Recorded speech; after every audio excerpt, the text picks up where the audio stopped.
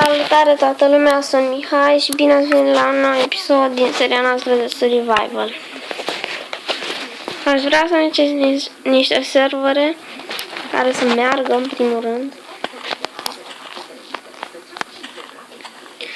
Apropo, ăștia le-am făcut fără să filmez, dar scuzați-mă. Am mers până acolo și am făcut un târnăcop atât, dar stai că trebuie să mai merg aici, că nu am spart piatră încă.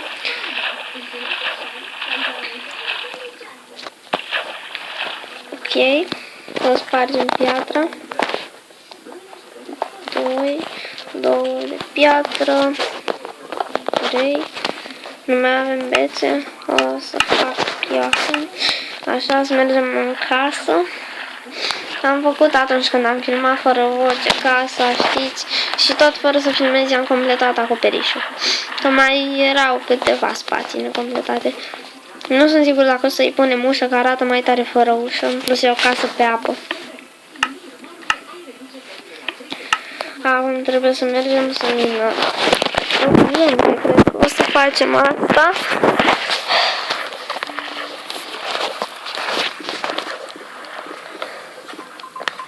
Da.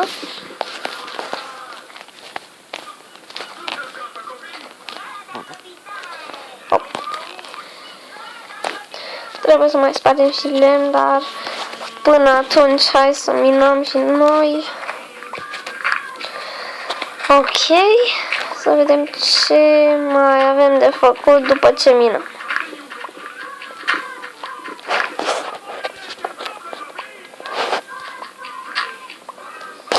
Am găsit un server în care poți juca pe multiplayer Breasla minerilor.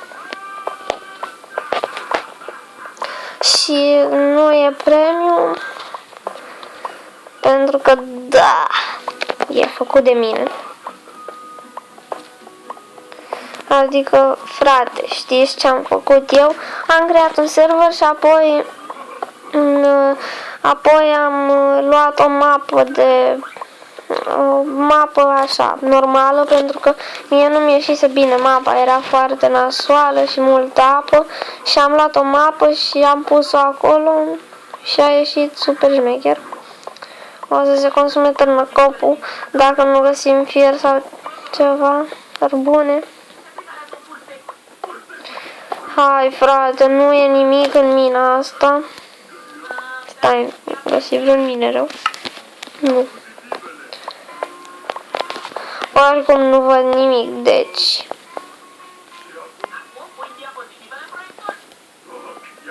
Ok.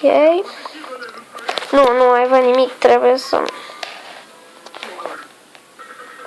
să urc. S-a făcut dimineață și am nu găsit niciun cărbune. Măcar oi să găsesc, n-am noroc, nici nu o să ne facem pac. Dar vă zic, eu o să joc și pe multiplayer mapa asta. Dacă apuc să joc, poate o să joc cu Chris. Voi nu știți, e verișoara mea. Și da, știe și ea Minecraft. Dar nu știe mai bine ca mine, dar totuși știe destul de mult. Bă, s-a blocat. Nu, bă! Nu. Unde-i casa? Ne pierdură unde e ea? Ne-am pierdut casa. Uite-o. Vreau să zic că oricum n-aveam lucruri în ea. Da, chiar n-aveam. Să vedem. Cred că o să punem pumpkin-urile ăștia aici. E bine, azi nu ne-a dat teme, frate.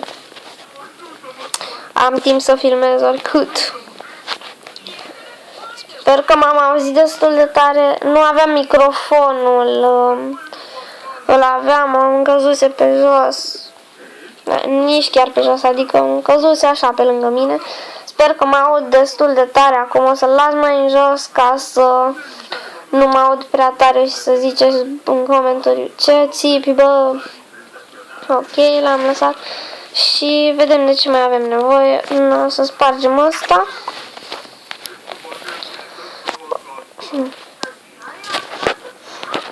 Noi mai facem o cameră casei.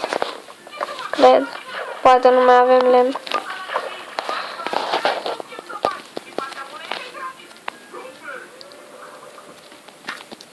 Și.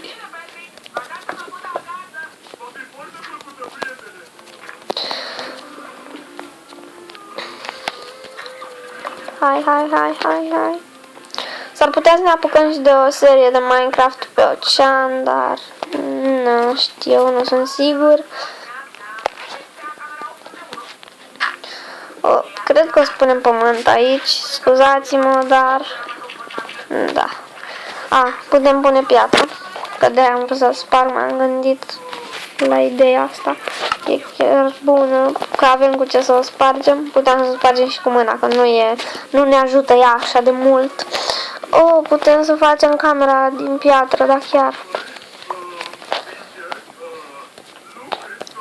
Sau ăsta ar putea fi un fel de atelier în care spun un crafting table, lemn.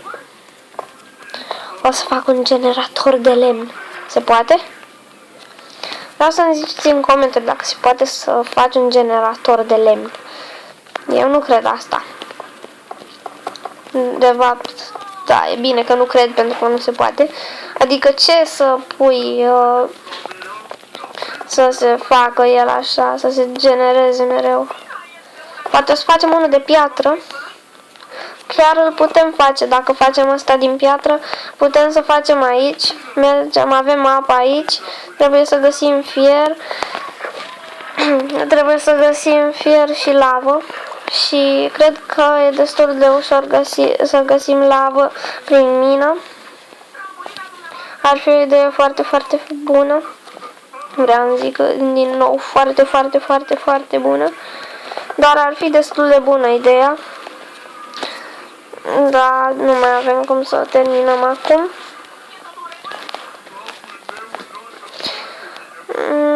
Nu sunt sigur că o să lăsăm așa aici, dar le las pe la 4.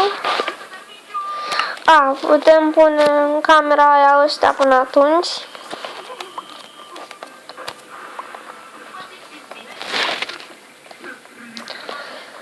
Păi, ok, pun asta aici, asta aici, asta aici, asta aici, asta aici, asta aici. Da, n-avem nici armură. Sper că v-a plăcut acest episod. Nu uitați să vă abonați și să vă abonați din nou, evident dacă n-ați făcut-o. Și da, pa, pa. Stați, că s-a... Așa.